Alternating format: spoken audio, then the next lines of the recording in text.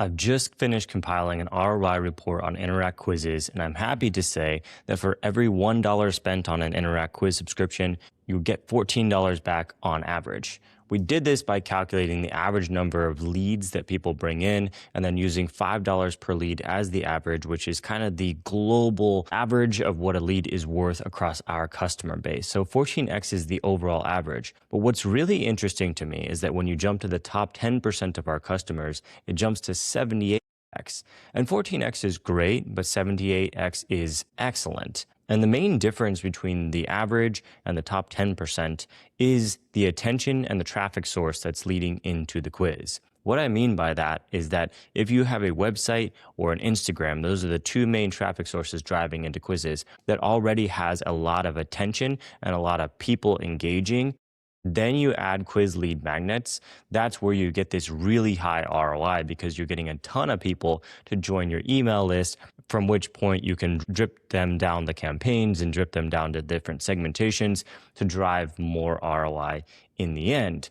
So this is the thing that I've noticed over and over again over the years with our company, which is if you are bringing a traffic source in, then a quiz can be essentially a gold mine that delivers for years and years and years. I'm thinking about Jenna Kutcher, who's been using our software since 2017. She's over 100,000 new email subscribers added through her quizzes. She's got 3 or 4 now over the years. I'm thinking about Erin McGough, Advice with Erin. She launched a quiz in 2024. That one's brought in 140,000 email subscribers. And I'm thinking about Carly Banks, who's brought in 170,000 email subscribers. And all 3 of them have highly engaged both websites and Instagrams, and they're using the quiz on both mediums. So they're essentially just increasing the throughput. I think for a lot of brands, the website or the Instagram can be a bottleneck in a way where you have highly engaged people on those platforms, but going over to the next step where you're moving people from Instagram to email or from website to email,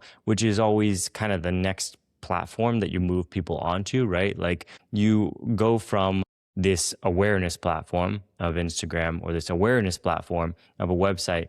Website's a little bit less awareness these days because of how things have shifted. But oftentimes people are seeing you for the first time on one of those platforms. And so they're building up connection with you. They're following you over a period of time in order to get to know you through those platforms. But then you have to take the next step because those are not conversion platforms. People don't convert that much on Instagram or convert that much directly on a website. The global average over the years has always been about 1% on a website, and I think it's probably lower on Instagram. I don't have actual figures. I don't know if anybody's done that, but it's really hard to go straight from a social media post to buy something, especially with how the graph works now and the algorithm with the attention being given to content that drives engagement, and sales content just never drives as much engagement. However, email is a platform where people are really used to offers and discounts and things like that being woven into the content. Of course, the content has to be great, and everybody that I've mentioned so far is excellent with their emails. They're consistent. They bring a lot of value with every email that they send, but they're also weaving in their offers. Hey, I'm going to be hosting this course. Hey, I'm going to be hosting this workshop. Hey, I'm going to be offering this product. This is the place where you're able to work those things in, and people are used to that. So it can be a huge gold mine if you already have existing traffic and engagement, either on a website or on Instagram, oftentimes both. That's where quizzes come in and they really move people along. Now, how do they actually do that? What they're usually doing with the quizzes, what most of these top creators are doing, is they're answering common customer questions with a quiz.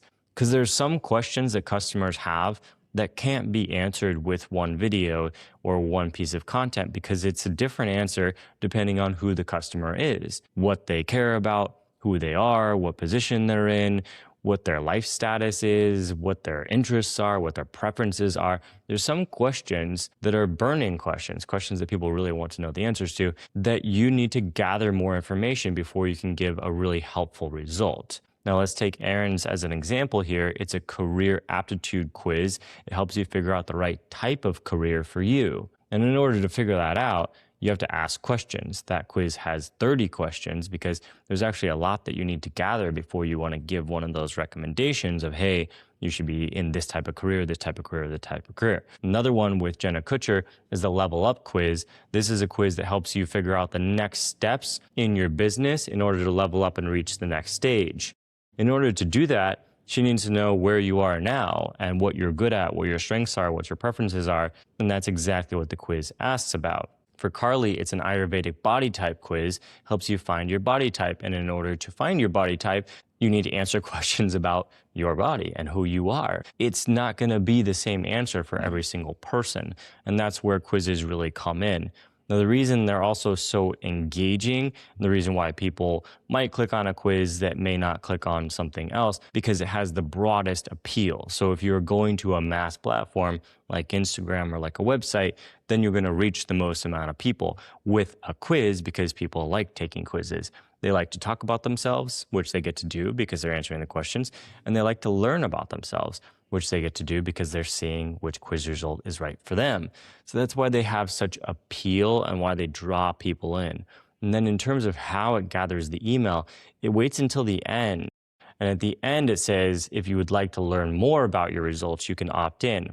And if you don't, you can skip and see the basic version. So you're not pushing anything, which keeps your list quality really strong and doesn't bring people in that are just going to unsubscribe because they just opted in to see their quiz results. And then also it segments into different email segments in Kit or in Flowdesk or in ActiveCampaign or Klaviyo or any ones that you're using, we integrate directly, which is also why Interact has such high ROI, because there's no gap between somebody taking the quiz and moving over to your email. So that's kind of how the whole process works. And I was just noticing as I was going through this ROI report, how stark the difference was between that top 10% and the average. While the average is good, it's solid.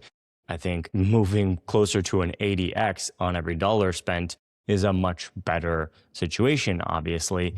And the main differentiator there is what's the traffic source at the top. And if it's either a website or an Instagram that has really good engagement, then that's where you're going to move closer to that really high 80x ROI on quiz marketing with Interact.